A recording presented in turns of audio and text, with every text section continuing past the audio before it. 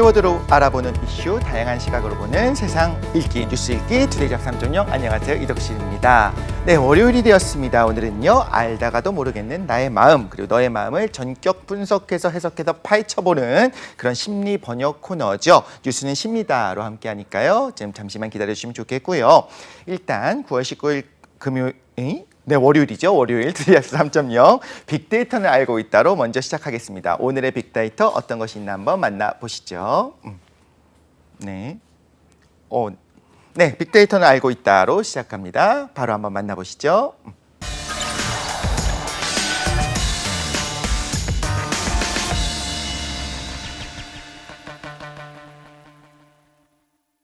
네, 따끈따끈한 소식을 파헤쳐보는 얼리버드 시사의 슈티야. 빅데이터는 알고 있다 시작입니다. 오늘의 빅데이터 이게 나올 것 같습니다. 방송사고. 네. 그렇죠? 이제부터 시작될 것 같은데 자세히 들어보면 굉장히 감미로운 목소리죠. 항상 우리가 어떻게 보였지만 생각하는데 감미로운 목소리를 가지고 계신 분이십니다. 이데일리의 김성훈 기자님과 함께합니다. 어서 오십시오. 네, 안녕하세요. 네, 감미로운 목소리라는 얘기 좀 많이 들어보셨죠? 근데 많이 못 들어봐서 네. 저희 가까운 저의 아내부터 저한테 그런 얘기 많이 해줬으면 하는데 많이 안 해주더라고요. 네. 그래서 가장- 여기서라도 들을 수 있어서 너무 기쁩니다. 그 가장 장점이 되는 건 끝까지 숨겨놨다가 네. 정말 결정적인 순간에 나는 그대의 그 감미로운 목소리에 반했어요. 이런 얘기를 할 수도 있잖아요. 남성의 매력 중에 가장 중요한 것 중에 하나가 그 중저음 보이스라고 하더라고요. 네. 많은 분들이 생각보다 네. 남성의 어떤 부분을 제일 그 설렘을 느끼느냐라고 물어봤을 때 목소리라고 하는 분도 많았다고 해요. 네. 그래서 생각하실 때 본인의 목소리 중에 그 매력 중에서 목소리는 몇 번째 매력 정도라고 생각하십니까?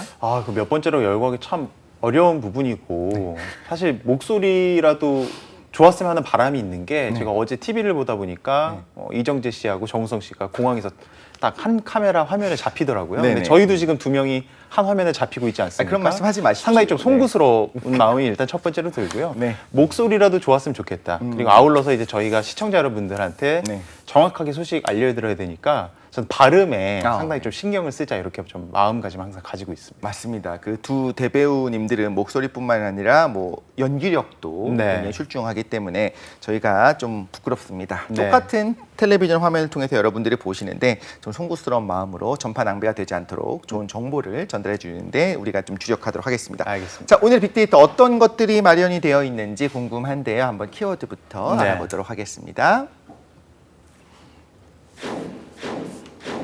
네, 남마돌부터 시작해서 엔데믹으로 끝나게 되네요. 네, 흰남노에 대한 우려가 채 가시기도 전에 네. 또 다른 태풍 남마돌이 이제 국내에 영향을 미칠 것으로 예상이 되면서 네. 우려가 커지고 있는 상황입니다. 제가 뭐 방송 전에도 말씀을 드렸는데 이 태풍에 관련 소식은 사실 굉장히 오버해도 될 만큼 우리가 많이 전파하고 알아둘 필요가 있다는 생각이 드는데요. 그렇죠. 네. 사실 지금 부산 지역하고 좀 가까워지면서 태풍 영향권에 이제 들어갈 것이다 예상이 되고 있는데 오늘 오전 11시 정도를 기준으로 해서 남마들이 부산 지역과 가장 가까워질 것으로 예상이 되고 있습니다. 다만 오전 뭐 상황 업데이트를 좀 살펴보니까 약간 이동 경로가 약간 국내에서 일본으로 약간 좀 틀어지는 모습을 보이면서 약간 우려가 조금 덜해지는 경향은 있긴 한데 제가 방금 전에도 말씀드렸다시피 태풍 관련 소식은 100번, 1000번 더 걱정해도 부족하지 않다 이렇게 말씀을 드렸기 때문에 이 부분 관련해서 완전히 지나갈 때까지는 그래도 걱정을 내려놓으시면 안 될 것 같습니다. 네. 한번 제가 구체적으로 좀 살펴보니까 부산 경찰청하고 소방재난본부 소식을 조금 보니까요. 지금 부산 사상구에 있는 뭐 생태공원 진입로 등 6곳이 지금 현재 지금 진입이 통제가 되어 있고 어린이집이라던가 초등학교, 중학교 등은 지금 오늘 등교가 이루어지지 않는 것으로 알려졌습니다. 기상청은 사실 그런 부분을 좀 걱정하고 있습니다. 이게 초속 강풍이 좀 셀 것으로 예상이 되다 보니까 시설물 파손 그리고 이제 나무까지 등이 잘려 나가면서 강풍이 휘말리면서 뭐 그게 또 인명 피해로 이어지는 경우가 있기 때문에 이런 2차 피해에 대한 우려를 조금 더 조심해야 된다 이렇게 좀 얘기를 했고요. 보행자 안전 그리고 교통 안전에 특별히 유의해야 한다 이런 얘기도 전했습니다. 각종 시설물 관리를 하는 게 이제 그런 사태를 막는 첫 번째 방법이 될 수 있으니까 이런 부분에 대한 관리에도 각별히 신경 써야 된다고 덧붙이기도 했습니다. 네, 지금 태풍 같은 경우에 우리가 항상 좀 사실 태풍 과학이지 않습니까? 위로 이제 올라오기 시작하면서 그 경로를 좀 예측을 하게 되는데 가운데를 잘라서 일단 반시계 방향으로 돌고 있고요. 네네. 그러면서 이제 좌측과 우측의 반원을 나눠서 뭐 위험 반원과 안전 반원 나누지 않습니까? 네네. 이번 같은 경우는 어쨌든 부산 아래쪽으로 일본 쪽으로 그 방향을 틀면서 가게 되기 때문에 그래도 우리나라는 다행히 범위도 네. 그래도 안전반원에 가까운 것 같기는 해요. 하지만 규모 면에서 봤을 때는 이번 태풍도 지난번과 흰남노와 더불어 봤을 때 오히려 약하지 않고 더 강한 규모다 이런 얘기도 있더라고요. 규모가 어느 정도 되는 건가요? 사실은 국내에 북상했을 때 초속 헥토파스칼이 930 헥토파스칼로 예상이 됐었거든요. 중심 기압 굉장히 낮죠, 그러면. 네, 과거에 뭐 얼마 전에 왔었던 흰남노와 비교했을 때 오히려 헥토파스칼이 더 낮으면서 네네. 오히려 여기 정말 중앙에 진입을 했을 경우에 더 큰 피해가 우려가 된다 이런 얘기도 있었었는데 네네. 다행히 좀 이동하면서 경로가 계속 바뀌는 경우도 있고 네. 그리고 기압도 계속 바뀌는 경우가 있기 때문에 완전히 뭐 이 영향권에서 멀어질 때까지는 조금 우려의 상황을 거두면 안 될 것 같습니다. 네네. 사실은 일본 상황을 정확히 전달해 드리는 게 우리가 좀 이 상황을 대비하는데 더 도움이 될 수 있을 것 같아서 조금 더 설명을 드리면 지금 현재 일본 지역에 머물러 있잖아요. 일본 기상청에 따르면 지금 남마돌의 뭐 중심 기압 내지는 최대 풍속이 초당 45m 나오고 어우, 있고요. 네. 최대 순간 풍속이 초당 65m 세력을 유지하기도 했다고 합니다. 남마돌이 접근한 뭐 지역에서는 뭐 강풍과 집중호우가 이어졌는데 가고시마현 아쿠시마 같은 경우에는 18일 오전 11시 51분 기준으로 했을 때 최대 순간 풍속이 50.9m가 나왔다고 합니다. 네. 어마어마한 속도죠. 달리던 트럭이 넘어지거나 또는 전주나 가로수가 쓰러지는 정도의 세기라고 하니까 네. 어마어마한 세기로 이해하시면 될 것 같습니다.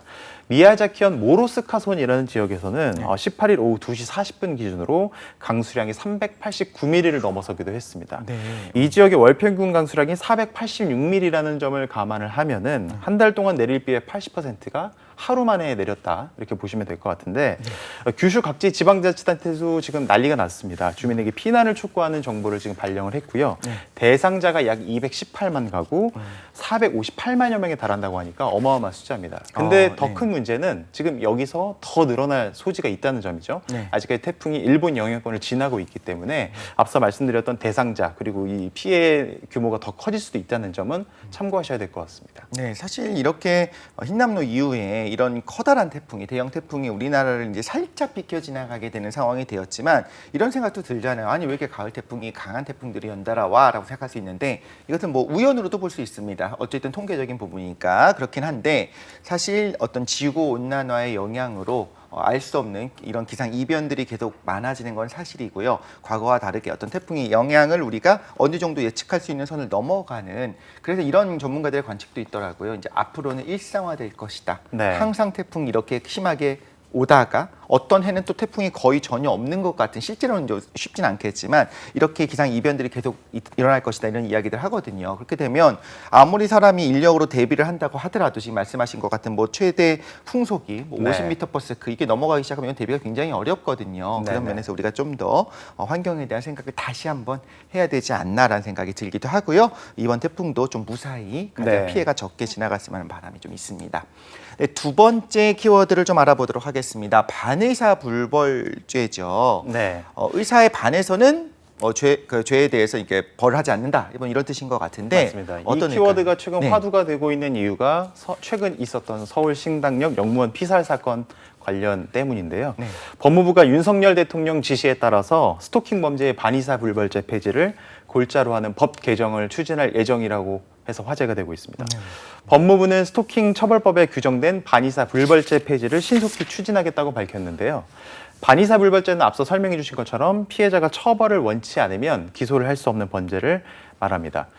법무부는 이 규정이 사건 초기 수사기관이 개입해서 피해자를 보호하는 데 장애가 되고 가해자가 합의를 목적으로 피해자가 2차 스토킹 범죄를 한다거나 또는 보복 범죄를 저지르는 원인이 된다고 판단을 해서 정부 입법을 통해서 적극적으로 폐지를 한다는 입장입니다. 네, 이런 것들이 있죠. 과거에는 반의사 불벌죄도 있었었고 뭐 친고죄도 있었고 그래서 어떻게든 합의를 종용해서 합의를 하기만 하면 해결이 된다라고 생각하고 이런 것들의 부작용들이 나타나면서 몇 가지 부분에 있어서는 좀 폐기가 됐었던 게 있던 것 같아요. 그런데 스토킹 같은 경우에는 아직까지 반의사 불벌죄가 있었기 때문에 이번에도 마찬가지 좀 상황이었죠. 계속 연락을 했는데 그 연락의 내용 중에 사실상 반협박의 비슷한 것들이 있었었다. 그렇다면 맞습니다. 겁에 질려서 어쩔 수 없이 합의를 할 수밖에 없는 그런 상황이 일어나게 되고 그럼 또 기세 등등해지지 않겠습니까? 그런데 이런 반의사 불벌죄가 폐지가 되게 되면 어쨌든 간에 한번 고소가 이루어지게 되고 수사가 들어가게 되면 이런 경우에는 분명히 문제가 있다면 끝까지 이제 죄를 물을 수 있는 상황이 되는 거잖아요.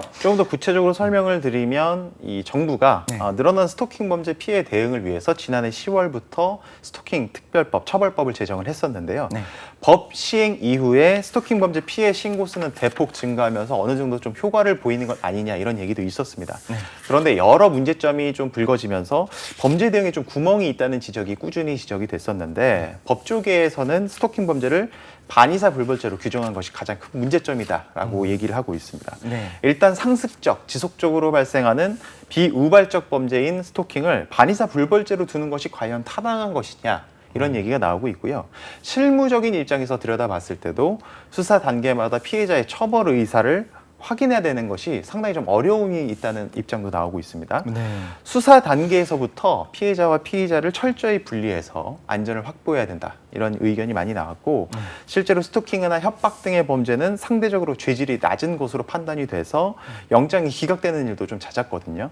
스토킹을 비롯한 성폭력 범죄의 구속영장 발부 허들을 낮추는 게 필요하다. 이런 지금 의견도 나오고 있습니다. 네, 지금 우리 언론을 통해서 계속적으로 이야기하는 게 좀 중요하다는 생각이 들기도 해요. 그럼 네. 왜 그러냐면 제가 어렸을 때니까 그렇게 오래됐지도 않았죠. 한 50년 정도 전인 것 같은데 그때만 해도 스토킹이 지금이랑 느낌이 좀 많이 달랐어요. 용어 자체도 스토킹이 아니었던 것 같기도 하고 네네. 실제로 과거에는 어떤 그런 교육을 어떤 연애 교육을 하는 강사님들이 네. 그런 이야기 실제로 했습니다. 뭐라고 얘기를 하냐면 적극적으로 애정 공세를 보여라. 그리고 진심을 보여라. 진심을 보이게 되면 네. 흔들리기도 하고 넘어갈 수 있다. 왜냐면 이것이 진실한 사랑처럼 느껴지니까. 네. 그래서 나왔었던 말 중에 뭐 10번 찍어서 안 넘어가는 나무가 없다든가 네. 그리고 뭐 집 앞에서 꽃을 들고 기다리고 있다는 것들이 예전에 드라마라든가 영화를 보면 그게 되게 아름답게 묘사가 되기도 했단 말이에요. 네네. 시대가 분명히 변했고 그때와 다르게 지금은 굉장히 우리가 모든 종류의 개인정보를 손에 쥐고 있는 상황이지 않습니까? 네네. 생각해보면 그땐 그걸 보면서 진심이네, 사랑이네라고 느꼈던 저희의 생각이 지금 시각에서 보면 이상해요. 그렇죠? 네. 집에 갔는데 네. 나는 원하지 않는 남자가 장미꽃을 들고 집 앞에 서 있다? 두렵지 네. 않겠습니까? 근데 이게 범죄다라고 하는 사실을 인식하도록 하는 게 중요하고 예. 시대가 변했다라고 하는 것을 지금 언론에서 계속 알려줌으로써 네. 이런 생각 못 해봤지 당하는 사람 굉장히 괴롭고 이건 심지어 성폭력이야라고 하는 걸 알려줄 필요가 있습니다. 기자님으로서 좀 더 많이 이런 이야기를 좀 해야 되지 않나. 왜냐하면 네. 모르고서 피해를 보는 경우도 있을 수 있지 않겠습니까? 사실은 좀 그 부분에 대해서도 좀 추가로 말씀드리고 싶은 게 네. 이 스토킹 범죄에 대한 뭐 우려나 위험성이 계속 커지고 있는 상황인데도 불구하고 법원의 처벌은 상대적으로 좀 약했다 이런 평가도 나오고 있거든요. 네. 실제로 찾아보니까 스토킹 처벌법 같은 경우에는 3년 이하의 징역 내지는 3천만 원 이하의 벌금이었고요. 네. 흉기 또는 위험한 물건을 소지한 뭐 협박의 경우에는 5년 이하의 징역 내지는 5천만 원 이하의 벌금을 두고 있습니다. 그런데 이 스토킹 처벌법 시행 이후 1년 가까이 지난 상황에서 현재까지 뭐 판례들을 한번 살펴보면 피고인들 대부분은 유죄 판결을 받더라도 벌금형 내지는 집행유예 정도의 뭐 벌에 그치는 것으로 나타났고요. 네. 실제로 뭐 선고받고 풀려나는 경우도 있으니까 그러면은 앙심이라던가 보복 범죄가 또 늘어날 소지가 분명히 있는 부분이죠. 그렇죠. 범죄 피해가 상대적으로 좀 심각한 사례에서도 징역 1년 이상 실형이 선고되는 경우가 많지 않았다고 하니까 실제로 피해자 입장에서도 실제로 그런 죄를 지은 사람이 범죄를 저질렀음에도 불구하고 큰 죄를 받지 못한다는 점에 있어서 오히려 더 불안하고 무섭지 않을까 이런 생각을 좀 해봤습니다. 그렇죠. 어차피 풀려날 것이 거의 뭐 뻔하다라는 느낌으로 다가오게 되면 네. 괜히 신고했다가 더 나에게 해코지를 심하게 하거나 네. 심지어 모든 종류의 개인정보를 알고 있으니까 나의 가족이라든가 맞습니다. 다른 주변 지인들에게 안 좋은 일들을 하지 않을까 이런 걱정을 할 것 같은데 오히려 처벌이 좀 세져야지만 네. 주의할 수 있겠죠. 네. 이것이 신고 한 번만 들어가게 되더라도 내가 주의할 수 있구나. 그렇다면 이 상대방이 거절 의사를 표현했으면 바로 거기서 거절했구나라고 하고 수긍을 해야 되는데 네. 그게 아니라 나의 진심을 몰라서 그래라고 이렇게 접근하는 것들 좀 차단할 수 있지 않을까 싶기는 하면서도 법원이 과거에 그럼 왜 이렇게 좀 약하게 처벌했을까를 생각해 보면 그 당시에는 실제 범죄로 이어진 건 아니니까. 네. 그렇죠. 그냥 뭐 우리가 돌아다니는 자유가 있지 않습니까? 그냥 말하자면 그냥 또 따라다닌 거다. 그리고 사실은 문자를 보내는 걸 갖고 처벌한다고 하는 것도 과거의 사례를 봤을 때는 좀 쉽지 않았는 거였잖아요. 네. 그런 부분 때문이 아니었나라는 생각이 들고요. 근데 어쨌든 새로운 신종 범죄로서 이게 굉장히 심각하다는 것들을 전문가들이 계속 경종 울리고 있기 때문에 좀 법 개정이 좀 잘 돼서 원만히 되고 그래서 이제 좀 이런 피해들이 줄어들었으면 좋겠다라는 생각이 들기도 앞서 합니다. 말씀해 주신 대로 좀 시대가 변하고 인식이 변하고 있는 과정에 있다고 생각을 하는데 말씀하신 대로 뭐 불과 뭐 십수년 전, 20여 년 전만 해도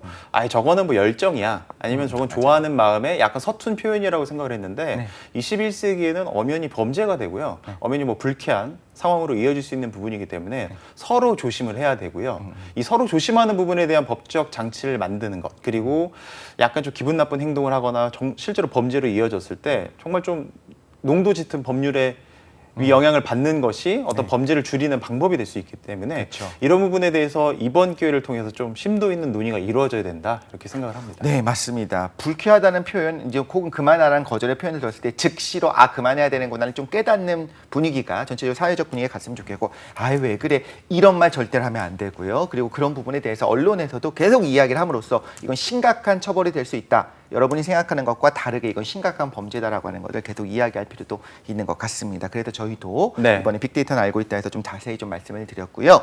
네, 세 번째 키워드로 넘어가면 좋을 것 같습니다. 엔데믹입니다. 사실 팬데믹이라고 하는 말도 거의 뭐 신조어처럼 우리가 잘 몰랐지 않습니까? 네. 근데 엔데믹이라는 말은 또 뭔지 모르겠어요. 엔데믹은 뭔가요? 팬데믹이 끝나가고 있다. 뭐 이제 종식을 고하는 네. 그런 키워드로 이해를 하시면 될 것 같은데 어떻게 보면 조금 희망 섞인 내용이 될 수도 있을 것 같습니다. 사회적 거리두기가 없는 첫 명절 추석을 보낸 이후 코로나 확진자 추이가 조금 안정세에 접어들었거든요. 오늘 9시 기준으로 이제 확진자가 또 10,000명대에 접어들면서 9만 명대를 접어들었던 게 며칠 전인데 네. 또 급속하게 안정화 흐름을 보이고 있습니다. 3년 가까이 이어져 왔던 코로나19 사태의 출구 전략에 대한 논의가 속도를 내고 있는 모습인데요. 최근 국내 방역 당국자들 사이에서 코로나19 팬데믹 대유행에 대한 종료 기대감을 알리는 발언들이 속속 나오고 있기 때문입니다.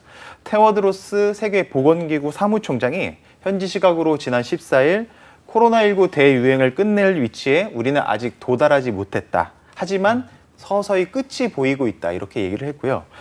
국내 방역 당국에서도 코로나19가 독감과 같은 질환이 될 날이 멀지 않았다. 이렇게 얘기를 하면서 출구 전략에 대한 준비를 지금부터 해 나가야 된다. 이런 얘기도 하기도 했습니다. 네. 그러면 이제 좀 출구 전략이라는 거는 당연히 있을 수밖에 없는 것이 우리가 이런 생각하지 않습니까? 금방 지나갈 거야. 네. 근데 전혀 금방 지나가지 않았고 중간에 또 자조속게 이런 얘기도 나왔습니다. 이거 영원한 거 아니야? 네. 그래도 우리가 죽을 때까지 이렇게 마스크를 끼고 다녀야 되는 거 아니야? 그래서 어린아이들 같은 경우는 귀 연골 자체가 좀 다르게 성장한다는 얘기까지 있었어요. 항상 마스크를 쓰다 보니까. 네, 네, 그리고 네. 안면 인식하고 표정은 있는데도 좀 장애가 생긴다. 왜냐하면 어린아이들 같은 경우는 그 다양한 표정들을 보면서 맞습니다. 학습을 해야 되는데 그게 네. 안 되기 때문에 그런 이야기가 있었던 게 또 불과 얼마 전인 것 같은데 이제 출구 전략을 고민하기 시작했다. 그래도 굉장히 희망 섞인 메시지인 것 같아요. 네. 전문가들은 사회적 거리두기가 해제된 영향으로 이 3년 만에 코로나19와 독감이 동시에 유행하는 트윈데믹에 대해서 제가 지난주에 말씀을 드렸는데 네. 이 트윈데믹이 본격화되는 이번 겨울 시즌이 엔데믹 전환의 중요한 가늠좌가 될 것으로 지금 보고 있습니다. 네. 이번 겨울을 잘 지낸다 이런 것을 전제로 내년 봄쯤이 엔데믹 전환에 적합하다는 의견이 대체적으로 지금 나오고 있는데 전문가들은 다만 코로나19와 다른 호흡기 감염병이 동시 유행하는 상황을 아직 겪어보지 않았기 때문에 조금 시기상조라는 얘기도 나오고 있습니다. 이번 겨울을 겪어보고 나서 충분히 감당 가능하다 이런 좀 종합적인 판단이 나왔을 경우에만 엔데믹으로 가도 늦지 않다는 입장인데요. 사회적 거리두기가 없는 겨울 상황을 본 후에 내년에 엔데믹 논의를 본격적으로 시작하자 이게 골자입니다. 팬데믹 끝이 보인다는 게 좀 희망적인 이야기일 수도 있긴 한데 지금이 종식 시점이라고 하기에는 아직까지 절대적으로 이른 시점이고 앞서 말씀드렸던 대로 지금 독감이 또 유행하고 있다 보니까 코로나19가 독감이 같이 혼재돼서 유행하라는 이 시기가 어떻게 지나느냐에 따라서 내년 정말 기대하는 엔데믹 한번 노려볼 수 있지 않을까 이런 좀 생각도 듭니다. 자, 많은 분들이 지금 희망을 갖고 계실 것 같은데 조금만 마지막까지 힘을 냈으면 좋겠다는 생각도 들고요. 또 독감 예방 접종을 좀 맞아야지만 이 부분에 있어서 좀 조심하게 조용히 지나갈 수 있지 않을까 싶습니다. 사실 과거에는 콧물 혹은 뭐 목감기 살짝 생기는 그런 것만 하더라도 이게 코로나인지 구분이 안 가지 않습니까? 그래서 굉장히 이제 눈치가 보이기도 했었어요. 네. 근데 이제는 이제 구분을 할 수 있게 되지 않겠습니까? 이제 끝나갑니다. 이제 네. 조금만 더 우리 국민 여러분들이 힘을 주셔서 같이 예방접종 받을 건 받고 또 이제 개인 위생을 철저하게 하면 좋겠다. 영원히 끝날 것 같지 않았는데 결국 이 또한 지나가리라는 말이 좀 명언인 것 같고요. 맞는 말인구나 다시 한번 깨닫는데 속상합니다. 그래도 전 세계적으로 650만 명의 사망자가 있었고 우리나라의 과거에 있던 사례들을 보니까 임종을 지키지 못하고 손 한 번 잡아드리지 못했었던 그 가족들을 또 생각하면 또 마음이 너무 아픈데 이것들이 이제 끝나가고 있다 생각하면서 우리가 마지막까지 힘을 모았으면 좋겠습니다. 네, 빅데이터는 알고 있다. 지금까지 우리 이데일리의 김성훈 기자님이 오늘도 수고해 주셨습니다. 감사합니다. 네, 감사합니다. 네, 저희는 잠시 후 2부 뉴스는 네모다로 돌아오도록 하겠습니다.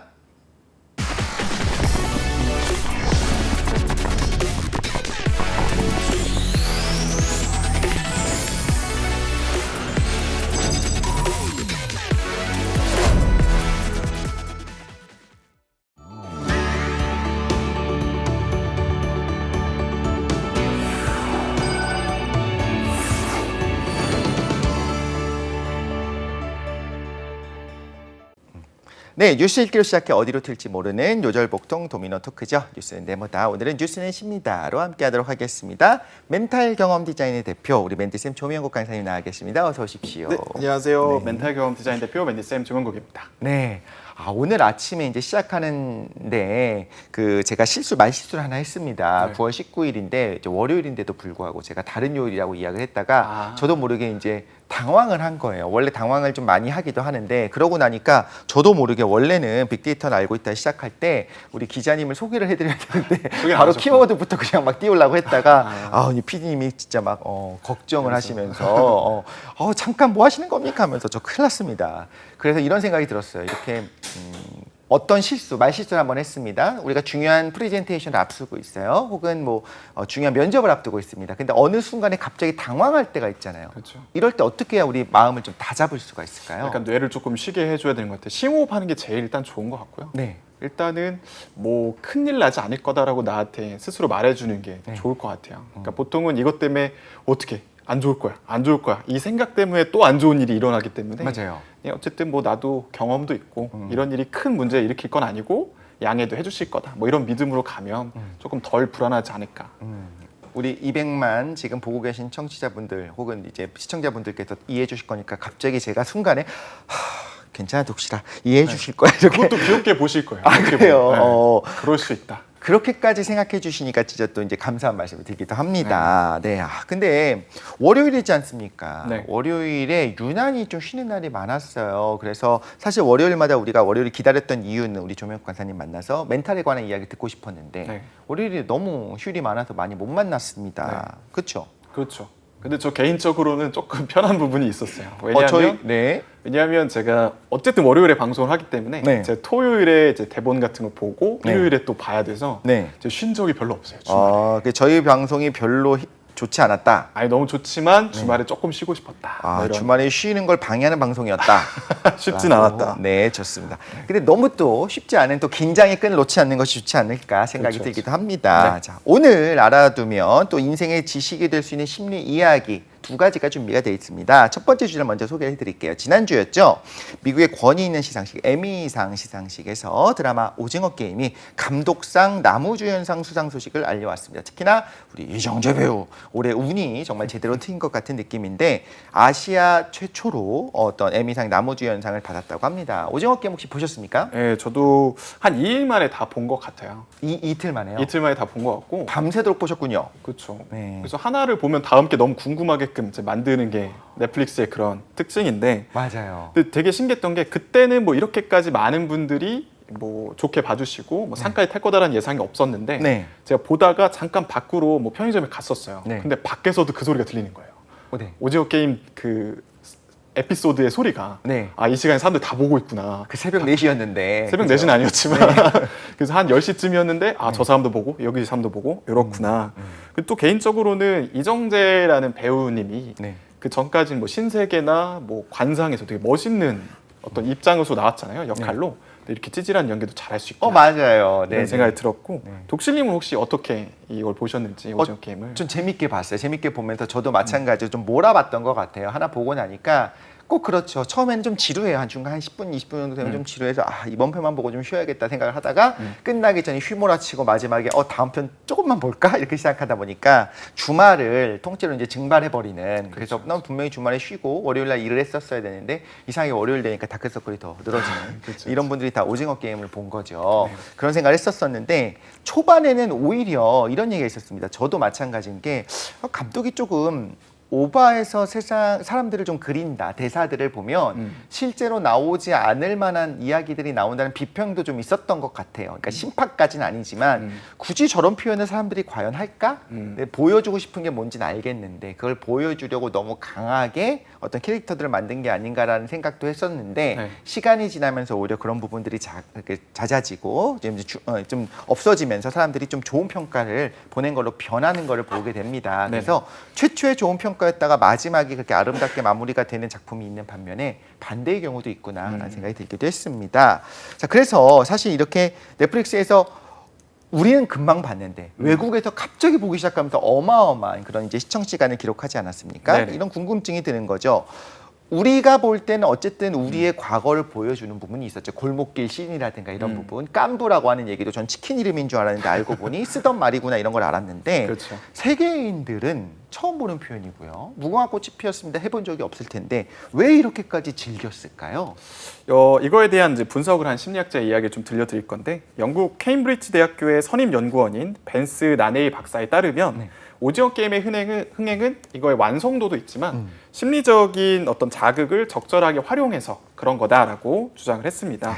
구체적으로 두 가지를 얘기를 했는데요. 첫 번째로는 오징어 게임을 보게 되면 우리가 진행을 함에 따라서 어떤 특정 참가자의 빙의를 해서 저희가 이제 동일시를 하면서 맞아요. 이제 응원하고 걱정하고 그러는데 거기서 끝나는 게 아니라 한편으로는 또 VIP 입장에서 게임을 또 바라보게 됩니다. 그래서 이렇게 두 가지 관점을 왔다 갔다 하면서 이 오징어 게임이 주는 사회적인 메시지를 더 강하게 받아들일 수 있다는 건데 이게 무슨 말일까 조금 해석을 해보면 우리가 만약에 이거를 참가자 입장에서만 봤다면 참가자들이 어떤 게임의 말로서 어떤 향유되고 있다. 그냥 자기가 말로서 유의의 어떤 파트로서 보여지고 있다라는 시점을 못 가졌을 거고 반대로 VIP 입장에서만 이 게임을 바라봤다면 얼마나 사람이 옆 사람을 이기기 위해서 잔혹해질 수 있느냐 혹은 속일 수 있느냐 비인간화 될 수 있느냐 이런 측면을 또 못 봤을 거예요.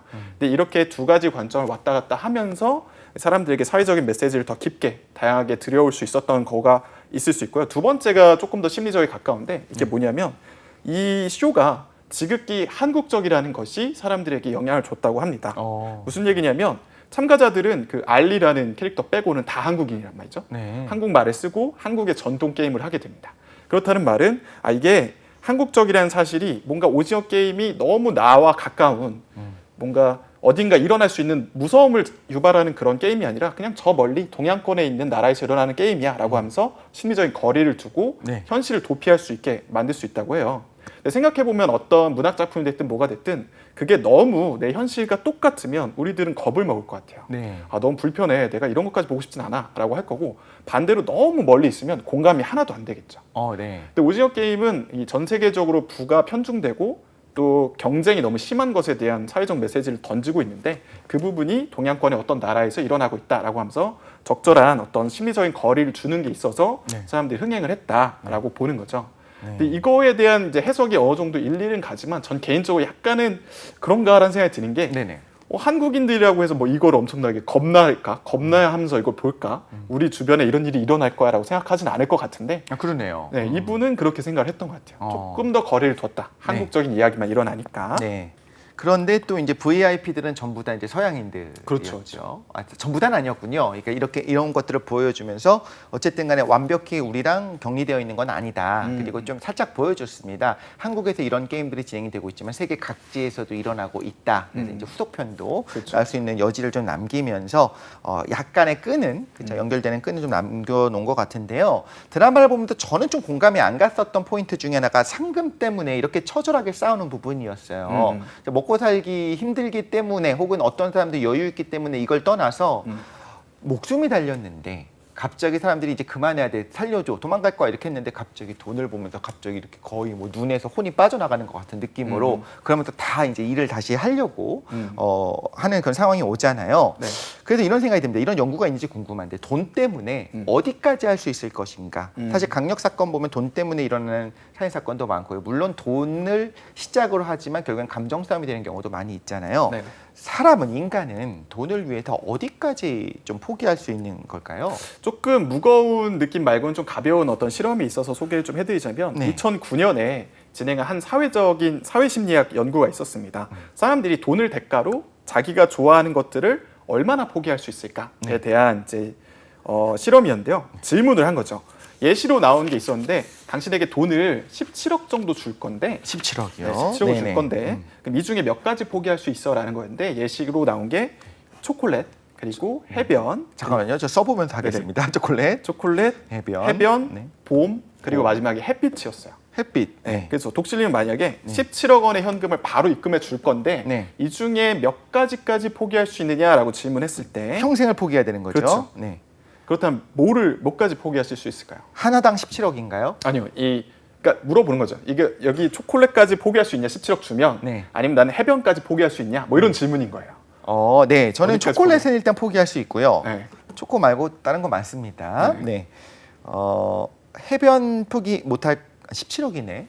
내륙 지방에서 살면서 생각해 보면 바다를 한 번도 못 본 사람들이 세상에 얼마나 많겠습니까? 그렇죠.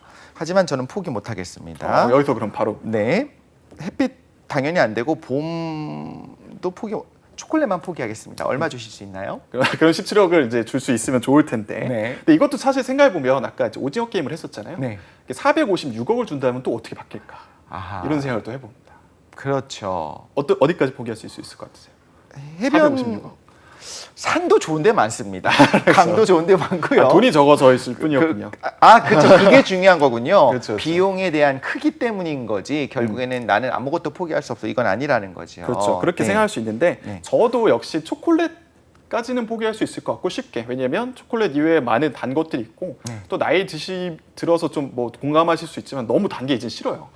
네, 맞습니다. 그래가지고 네. 그래서 더 이상 먹고 싶지 않은 것도 있고 해변까지는 뭐 아쉽지만 뭐 VR로 체험하는 걸로 네. 바꿀 수 있을 것 같고 네. 근데 햇빛이랑 봄은 저는 어쨌든 심리학 쪽이다 보니까 정신 건강에도 악영향을 끼칠 수 있잖아요. 그래서 그런 부분에서는 포기할 수 없을 것 같다라는 생각이 들고 근데 이 연구와 관련돼서 흥미로운 사실은 뭐냐면 네. 그래서 이 17억을 포기하겠다고 마음을 먹은 사람들이 어떤 사람들이었냐 그러니까 17억을 받고 뭘 포기하겠다고 많이 말한 사람들은 누구냐면 네. 내가 다른 사람들로부터 받아들여졌던 사람들보다는 소외당하고 네. 또 어떤 배척되었던 사람들이 더 많이 포기하겠다고 이야기를 했어요. 오징어 게임이랑 좀 사례가 비슷하다고 볼 수 있겠네요. 그럴 수 있죠. 그래서 사람들이 인간관계로부터 충족이 안 된 여러 가지 욕구들을 돈으로 충족하려고 하는 거죠. 네. 또 사람들이 요즘에 돈에 대한 어떤 관심이 커지는 이유 중에 하나가 이런 것도 있지 않을까. 네. 사회적인 신뢰나 관심, 어떤 인간관계에 대한 그런 부분들이 줄어들면서 네. 이제 돈으로 더 많이 사람들이 그러니까 눈을 돌리는 것 같다라는 생각이 들고요. 이렇게 돈을 위해서라면 자신의 어떤 소중한 것도 포기할 수 있다는 생각은 사실 우리나라 아이들도 갖고 있다고 해요. 통계적으로 보면 매년 흥사단 투명사회운동본부 윤리연구센터라는 데서 이런 질문을 합니다. 내가 10억을 줄 테니까 너 1년 동안 징역 살래? 라는 질문을 해요. 10억의 1년이죠. 그렇죠. 네. 그렇다면 사람들이 얼마나 그거에 예스를 할까라는 질문인데 이것도 한번 질문한다면 어떻게 생각이 드세요? 어느 교도소를 가는지가 중요한 것 같아요. 뭐 어느 인권이 조금 뭐 잘 유지된다. 네, 그런데 간다면은 10억의 1년이요. 또 가족을 위해서 1년 봉사할 수 있지 않을까. 봉사를 할 수 있다. 뭐 그럴 수도 있겠죠. 네네. 근데 이제 고등학생들한테 이제 설문에 참여한 고등학생들한테 물어봤더니 57%가 나는 1년 동안 징역을 살겠다. 10억을 주면. 근데 슬픈 거는 이게 2019년 조사인데 네. 2018년이랑 2017년에 비해서 훨씬 크게 늘어났다라고 네. 하는 어떤 약간 안타까운 네. 이 조사가 있었습니다. 그래서 너무 이제 금액이 큰 거죠. 1년 동안 내가 열심히 일을 해봐야 그만큼 벌기 힘들다는 것도 있을 거고 좀 다르게 물론 이거 동일선상에 보면 안 되지만 이제 한국의 대한민국의 남성 젊은이들은 반드시 이제 군대를 가야 되는데 그렇죠. 거기서도 자유를 빼앗기는 건 비슷한 게 아니냐라는 인식 자체는 있을 수 그럴 있겠다. 수도 있겠죠. 물론 상황은 많이 다릅니다. 굉장히 자랑스러운 국방의 의무랑 다르겠지만 이런 여러 가지가 있을 수 있겠다. 어떤 조사를 할 때 누구에게 하느냐가 중요하다는 생각을 지금 저도 했어요. 초콜릿이 왜 여기 들어갔을까? 만약에 한국 사람들을 대상으로 할 거면 치킨으로 했었어야 쉽지 않을 거라는 생각을 했고요. 혹은 김치 어떠세요? 김치 평생 못 먹는다면 쉽지 않을 것 같긴 합니다. 혹은 전 탄산수도 정말 좋아하거든요.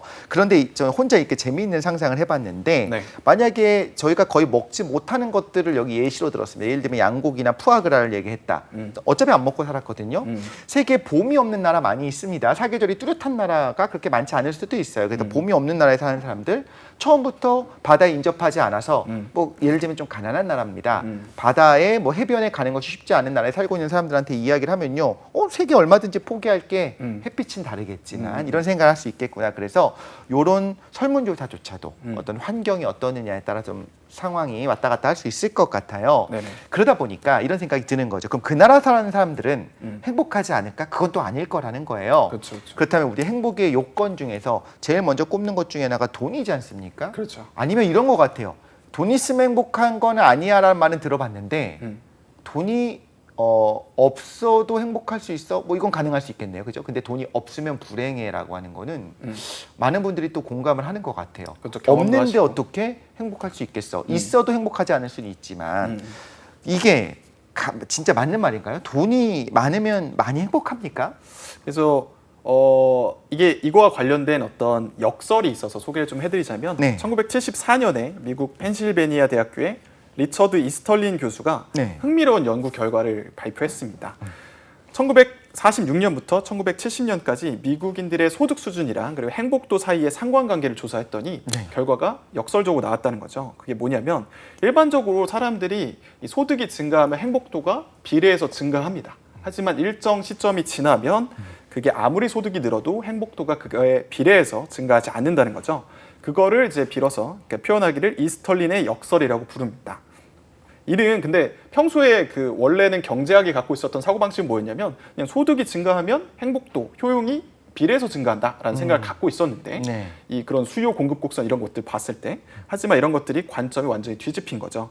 근데 참고로 이거는 한국에서도 실제로 확인이 좀 됐어요. 아, 그래요? 네, 그것도 비교적 매우 최신 연구 결과가 있었는데 네. 한국보건사회연구원에서 2022년 4월 말에 발표한 연구 논문에 따르면 마찬가지로 어느 소득을 좀 넘어서면 네. 더 많은 소득이 행복 증대와 연결되지 않았다는 거예요. 네. 여기서 또 재밌는 질문이 또 나올 수 있는데 그렇다면 독실님이 생각하기에 우리나라 사람들은 얼마쯤 벌어야 월에 이 행복도가 더 이상 증가하지 않는 소득일까? 이거 얼마일 것 같으세요? 그러니까 말하자면 이제 행복 관점에서 볼 때 최대치인 거죠. 그렇죠. 돈으로 인한? 제가 생각해봤더니 네. 어느 정도의 사치제를 가격을 생각하지 않고 살 수 있을 정도여야 될 것 같아요. 그러려면 한 월 2천 정도 번다면 1,000이면은 사실 이것저것 다 하고 나면 조금 생각 안 할 정도는 아니거든요. 한 2천 정도 벌면 웬만한 거는 그냥 즐길 수 있지 않을까.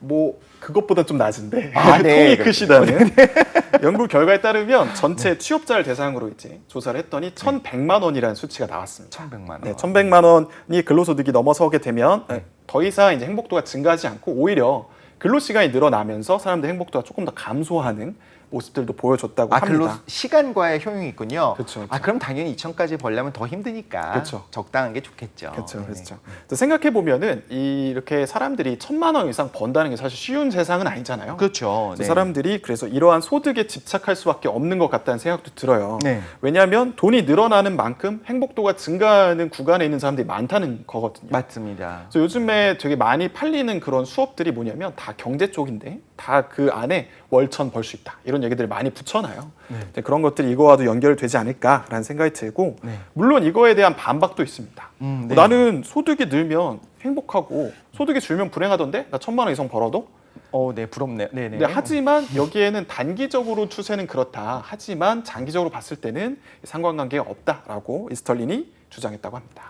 그 말씀하신 거에 확 와닿았어요. 내가 어느 날 어떤 이유로 인해서 원래 한 600, 700 열심히 해서 많이 벌고 있었습니다. 그러다 1,100을 찍고 2,000이 되는 순간에 난 더 행복한데라고 반박할 수 있겠지만 그렇게 평생을 살아갈 거냐. 그래서 평생 사면서 버는 소득의 양과 내가 뭐 여가와 가족과 지내는 시간 이런 모든 것들을 오징어 게임을 밤에 몰래 볼 수 있는 어떤 그런 모든 것들을 다 포기한다고 생각하면 그 행복하지 않을 수도 있다라는 거잖아요. 그렇죠. 그리고 물론 통계적인 거기 때문에 또 통이 큰 어떤 분 입장에서는 사람마다 다른 거. 하지만 일반적으로는 통계적으로 이 정도가 된다. 됐습니다. 오늘 저희 목표가 생겼습니다. 1,100만. 그 정도는 벌고 싶다라는 벌고 싶다. 건데 저도 그런 쉽지 생각이 않긴 들더라고요. 하네요. 아, 맨지쌤이 이미 지금 이루셨다는 소문이 나긴 하는데, 네, 오징어 게임을 보면 과거의 추억이 담긴 게임이 많이 나옵니다. 무궁화 네. 꽃이 피었습니다. 해보셨습니까? 사실 잘 기억이 안 나요. 이제. 아, 무궁화 말타기는 한 건 확실히 기억나는데 네, 말타기. 초등학교 때 무궁화 꽃이 피었습니다를 했나? 뽑기는요? 뽑기는 했던 것 같아요. 뽑기 하셨습니까? 네, 뽑기하고 뭐 병아리 키우고 뭐 이런 건 해봤던 것 같은데. 네네.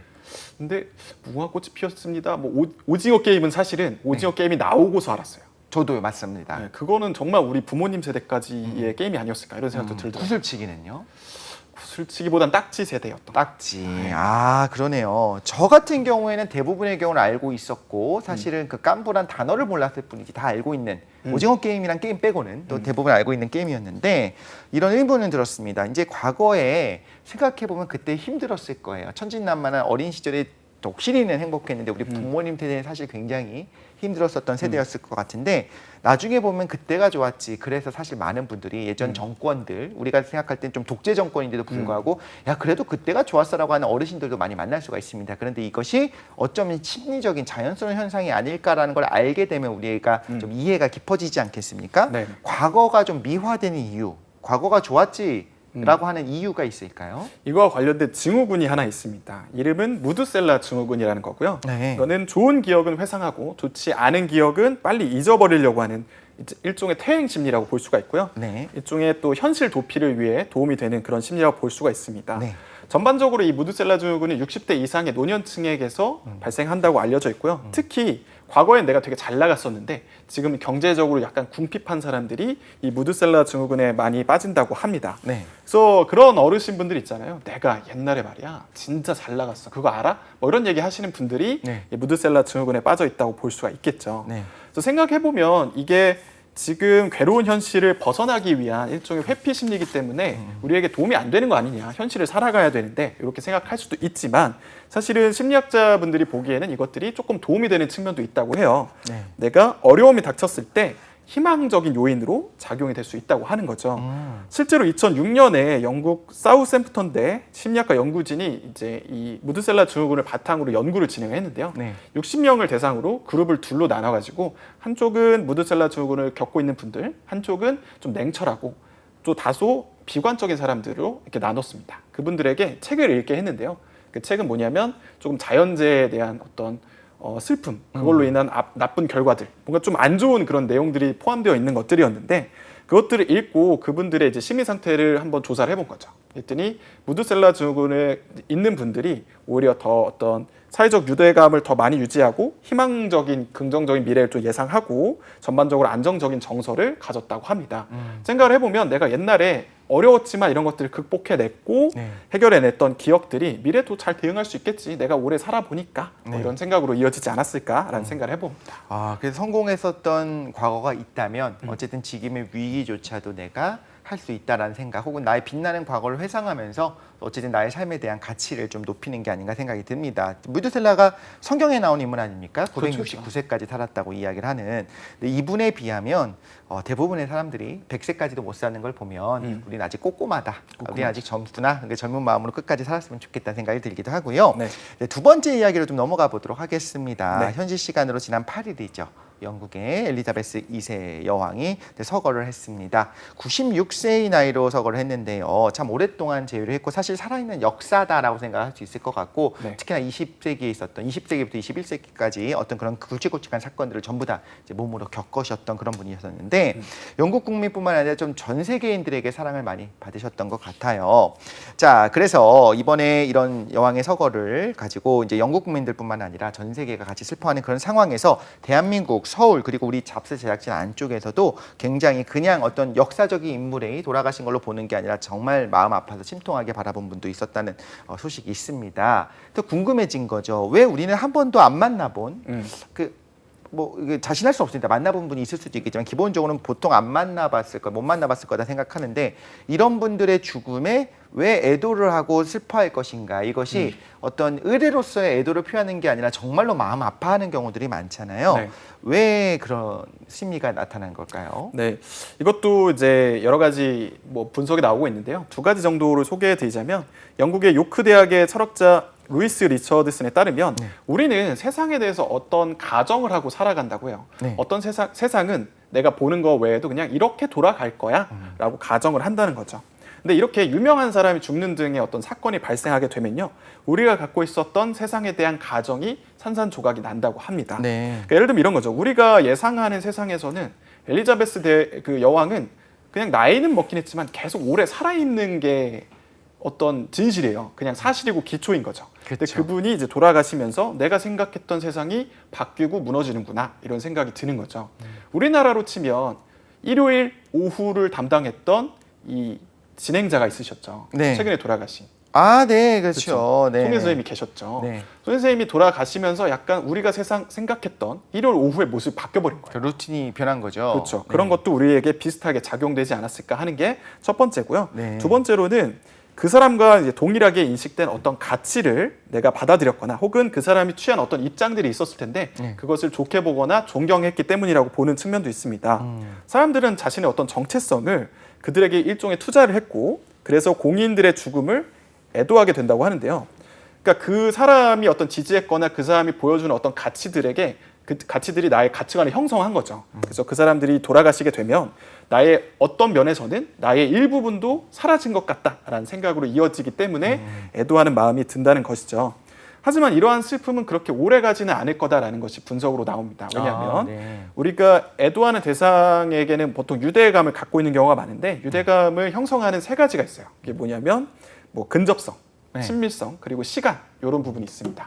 하지만 이제 엘리자베스 여왕 같은 경우는 이런 것들이 다 포함되지는 않기 때문에 그렇게 오랫동안 슬픔이 이어지지는 않을 거라는 거죠. 네, 내 삶의 영향은 분명히 좋지만 아주 복잡하게 얽혀 있는 건 아니기 때문에 네. 가족일거나 친척이나 뭐 친구의 죽음 같이 느껴지지는 않을 거다. 그렇죠. 그게 마땅하죠. 그렇죠. 그리고 삶은 계속 반복되기 마련이니까요. 네. 근데 이런 연구를 들어보면 말씀하신 연구들이 전부 다 영국에서의 연구들이었어요. 네. 그리고 또한 영연방이라고 하는 영국이라고 하는 나라가 지금은 뭐 해가 지지 않는 나라 그렇지 않다고 하지만 세계사적으로 굉장히 커다란 족적을 남긴 나라 아닙니까? 네. 그러다 보니까 더더욱 그런 게 아닌가. 만약에 예를 들면 뭐 다른 왕이나 여왕이 돌아가셨다고 했을 때 우리가 이렇게까지 충격을 받을 것인가, 이렇게까지 애통해야 할 것인가 생각하면 그렇지는 않거든요. 영국의 특별함은 분명히 있다. 왜냐하면 굉장히 영향력 있는 나라였기 때문에 이런 생각이 들기도 하는데 그렇죠.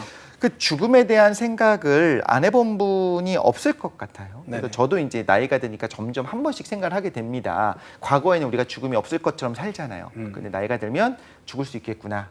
그런 일들은 반드시 우리가 한 번은 오는구나 이렇게 생각하면서 그럼에도 불구하고 슬퍼하죠. 그러면서 생각하고 싶지 않고 그렇죠. 어디에나 있지만 어디에도 없는 것처럼 우리가 살아가고 있는 게 현대 사회 아니겠습니까? 네. 근데 실제로 죽음을 선고받는 상황들이 있잖아요. 특히나 이제 뭐 여러 가지 질병으로 인해서 이걸 받아들이는 단계가 있다면서요. 네네. 유명한 죽음학자인 분이 계신데 엘리자베스 쿠버로스라는 분이 계신데 인간이 죽음을 받아들이기까지 5단계를 거친다고 합니다. 부정, 분노, 타협, 우울, 수용이라는 단계인데요. 각각의 단계를 간략하게 소개를 하자면 첫 번째는 부정입니다. 네. 내가 죽음에 대한 어떤 소식을 들었을 때 나는 아니다. 잘못된 정보일 것이다 라고 하면서 첫 번째로 보이는 반응인데요. 근데 이게 멀리서 보면 죽음을 어차피 결정 났는데 멀리서 보면 그냥 받아들이는 게 좋지 않겠냐라고 생각할 수 있겠지만 이 부정 단계는 개인의 심리에 되게 도움이 많이 된다고 해요. 아 그래요? 왜냐하면 이 충격적인 소식을 곧바로 받아들이는 것이 정신 건강에 그렇게 좋은 건 아니거든요. 약간 부정도 했다가 받아들였다가 부정도 했다가 하면서 조금씩 이 심리적인 충격을 완화시키면서 자신을 가다듬는 시간적인 여유를 이제 확보할 수 있다고 합니다. 그 두 번째로는 분노인데요. 왜 하필 내가 이렇게 죽어야 돼? 라고 하면서 분노를 펼치는 건데 그 분노를 펼치는 대상이 우리의 가족이나 자신의 가족이나 의료진한테 이제 향하는 경우들이 있고요. 자신이 아직은 안 잊혀졌어. 나 아직 괜찮지? 나 존재감 있지? 이런 걸 확인하고 싶어 하고요. 근데 이 분노 안에는 사실은 슬픔과 좌절이 있는데 그것을 분노로 표현하는 것으로 보입니다. 세 번째로는 타협을 하는 건데 어떻게든 이 어떤 불행을 뒤로 밀어보고 싶은 거예요.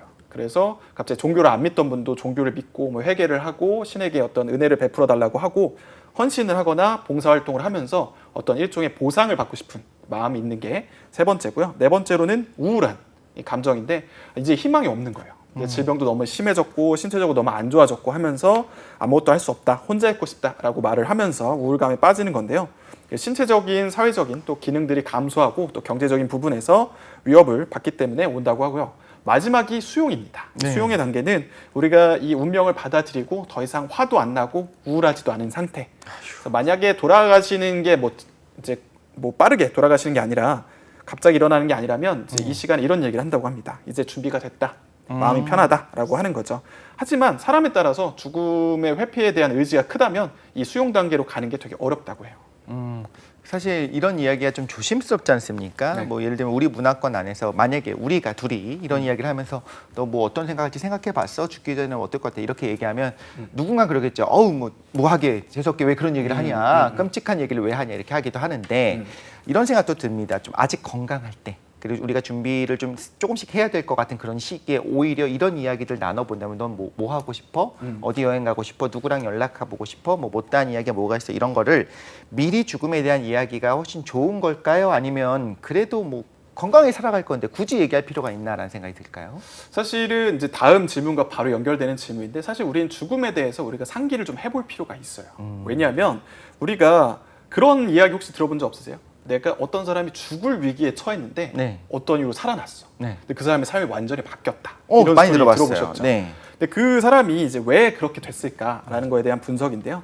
공포 관리 이론이라는 게 있는데 거기에 따르면 우리가 언젠가는 죽을 것이다라는 사실을 상기시켜 주면 우리가 우리의 자존감을 보호하고 증진하려고 하는 태도를 보인다고 합니다. 네.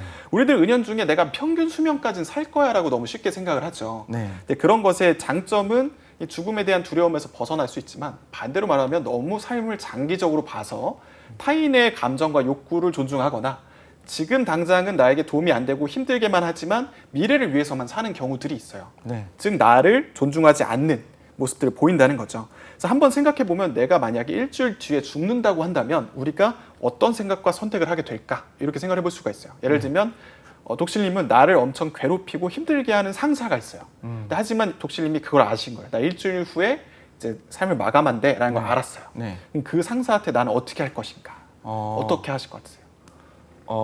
피디님한테 어떻게 할 것인가? 네. 글쎄요, 저는 사실 저 괴롭힌 사람이 별로 없었기 때문에 잘 모르겠는데, 그래도 원망의 메시지보다는 원만하게 하고 가고 싶을 것 같아요. 좀 뭐랄까, 좀 관계를 좋게 하기 위해서 용서를 한다거나. 그렇죠. 그렇잖아요.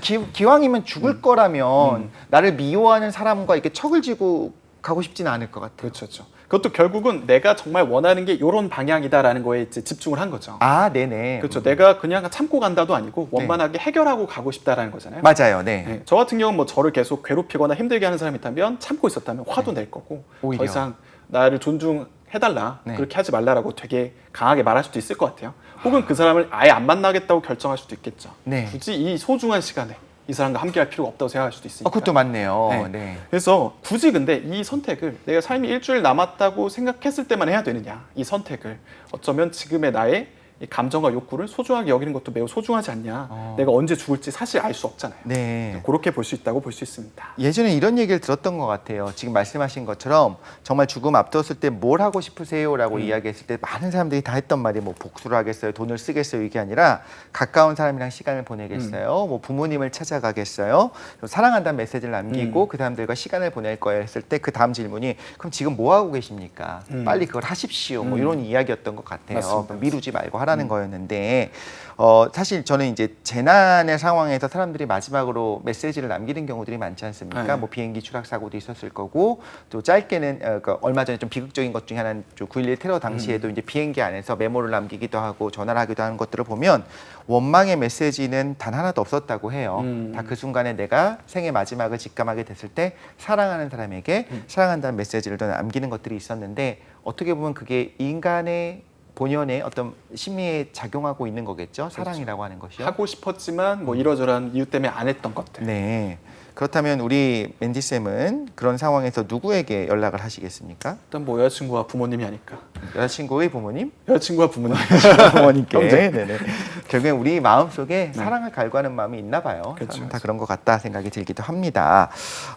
그리고 이런 얘기를 좀 봤던 것 같아요.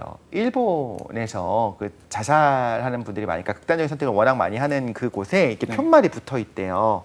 당신 뭐 힘을 주는 메시지 이게 아니고 좀 놀랍게도 지금 당신 여기서 죽고 나면 당신의 그 하드디스크 다른 사람이 볼 텐데 괜찮습니까?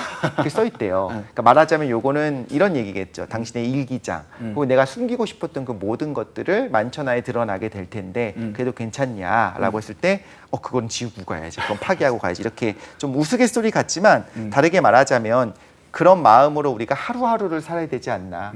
지금 죽더라도 괜찮도록 부끄러운 게 없을 그런 상황으로 우리가 살아가야 되는 게 아닌가 싶은 생각이 드는데 또 범죄자들은 그렇지 않은 경우들이 있어요. 그렇죠? 그렇죠, 그렇죠.